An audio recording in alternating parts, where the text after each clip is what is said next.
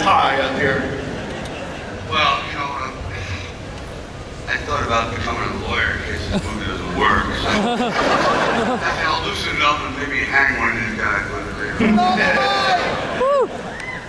Okay, guys. When Sly called each of you up to say, I'm putting together a team to kick ass, what do y'all think? Start with you, Terry.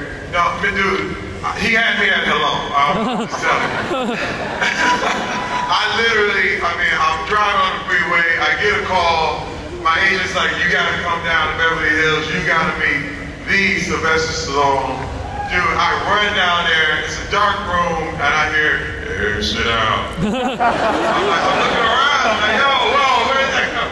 And he's like, yo, I don't know if you want to do this movie. I'm like, yo, dude, that's not true. And I'm in.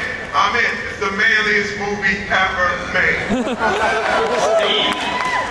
You know, when I first heard about the Expendables, I was down at my place in Texas, and I'd been hearing some rumors, and turns out Sly had already cashed on the Expendables, but I got the call when I got back to LA, and I went down and met Sly, and he described the part of Dan Payne to me, and obviously I'm the only villain here at this table. And being the villain, being the badass is something I've always enjoyed my whole life, from my past career in pro wrestling. So Sly offered me the job on the spot, and I took it on the spot because I'm a pretty smart guy. And I had a lot of damn fun making this movie with these guys and kicking the crap out of them. Now, when you did a tour of duty with Sly a long time ago.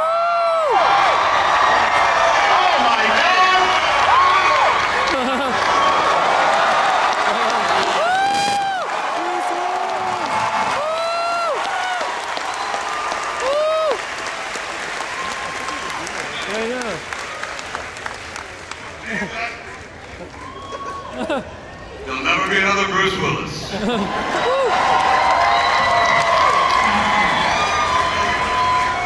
Okay, before I continue, how f***ing awesome is this? I'm shocked. This is awesome!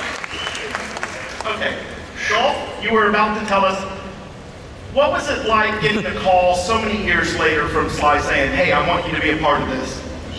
Maybe Bruce wants to say something, because he has to go. Oh, Bruce. Nice to see you all again.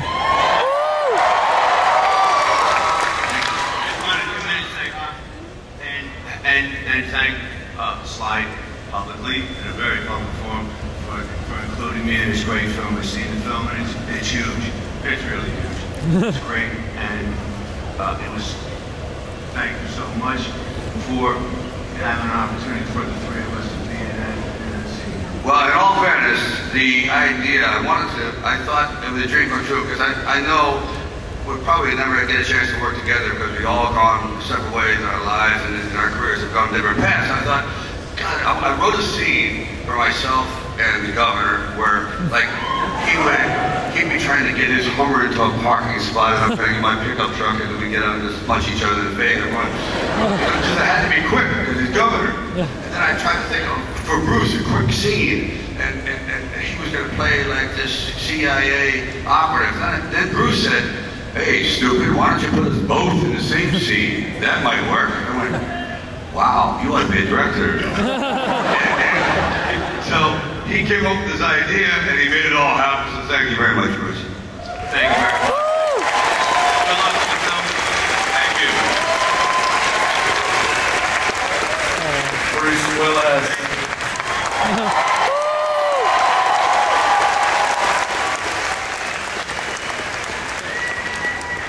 Okay, Dolph. If Arnold shows up, don't let him in. I've had it with him. He's too good. Is Arnold about to show up? You never know, man. Dolph. So, what was it like getting that call so many years later from Sly saying, hey, I want you to be a part of this team? Well, you know, we beat the crap out of each other 25 years ago, and would love to do it again. And Sly called me and he gave me a great script and a great role, and I was in. I wanted to work with him again, and then the guys just kept piling in, one after the other. And suddenly I'm in this great cast, and really, really grateful and really pleased to be part of it. It's been terrific. So did it hurt more in Rocky IV or in Expendables? Well, I guess Rocky IV maybe hurt a little more. Oh my God. I wouldn't want to do it again. He put me in the hospital for 4 days. 4 days. No thanks. Jet clipped me twice in Expendables. Right. Yeah, they went at it, him and Jet Li. I mean, that's a dream come true, man. Talk about David and Goliath. That was fantastic. Randy. So, you're sitting there. How did you find out about this project? How did you get involved? My agent let me know that this movie was coming together, and Sly called me in to come meet him and explain the script and the role and how we saw it. And really, I grew up watching Rocky and Rambo. The first Rambo was filmed in my home state of Washington. I was excited to even be considered. Yeah. The cast was just amazing. Well, now, this is a movie that was predicated on the concept, we're going to do this for real.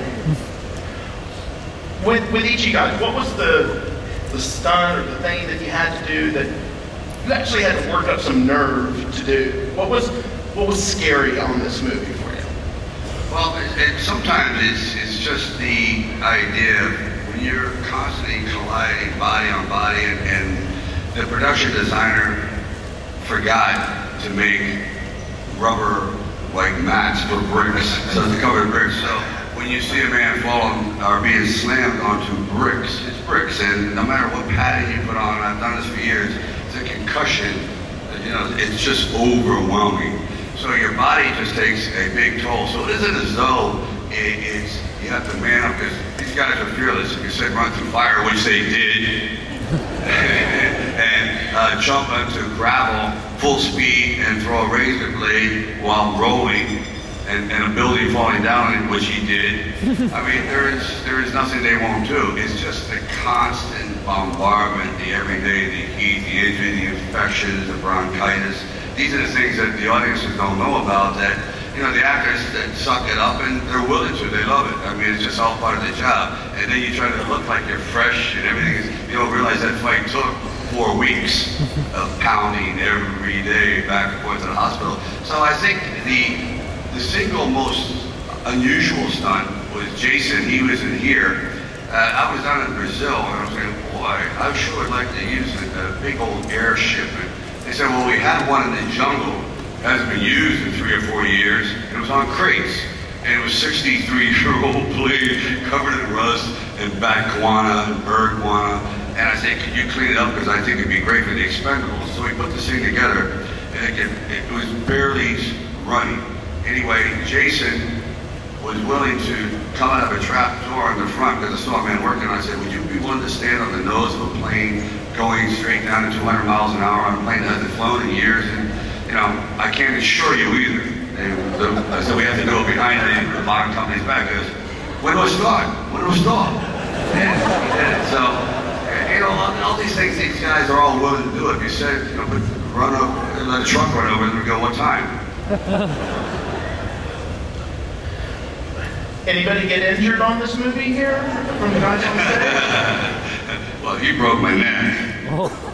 What he did to you? He broke my neck. He broke your neck? Yes, he did. He snapped it. It's my fault, but showed a little bones for in there. So Steve, thank you very much. I now have this little thing with 3 screws. People say, oh, go get screwed. I said, I already have 3 times. Thank you. Oh my God. In my defense, I thought you were happy to be a part of this. I was happy to be a part of it. No, it was a very physical fight scene. And one of the things I learned from Sly was, in working with him, was just intensity. We fought for 2 days, and it was always about intensity and bringing the level up. And he wanted it to look real. When the lead actor, when the writer, the lead actor, and the director tells you to kick the shit out of him, you kick the shit out of him. And Sly is a veteran film filmmaker and an icon. If you told me to do the same thing tomorrow, I would.